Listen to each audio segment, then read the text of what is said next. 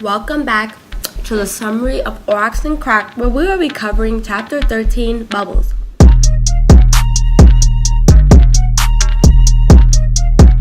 So let's start with the summary of Chapter 13, Bubbles of Orynx and Crake.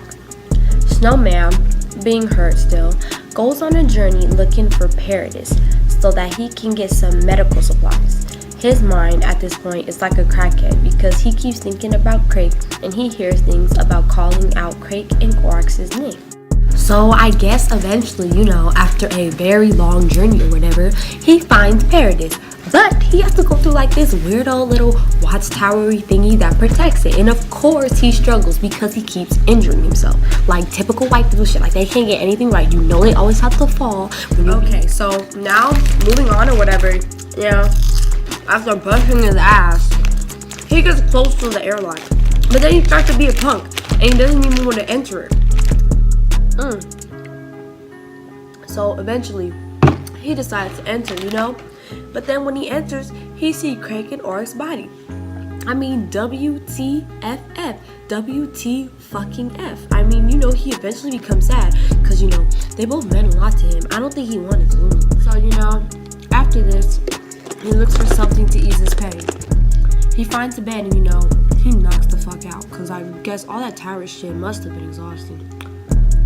So now, he's all knocked out and shit, and this causes him to have a dream.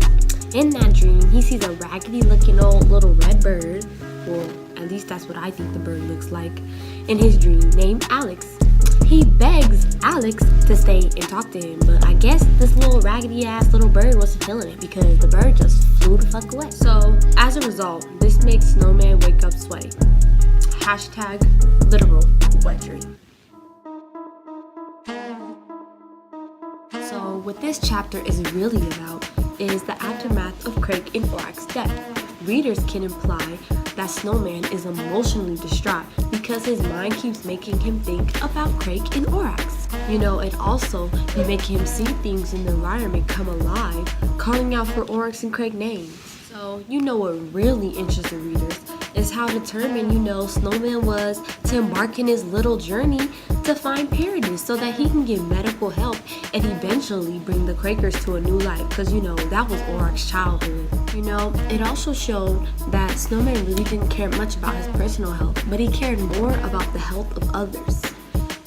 This courageousness is shown in the quote, "The pain is intense, but after rolling around on the muddy ground for a time and making spirit animal noises, he holds himself whimpering to his feet."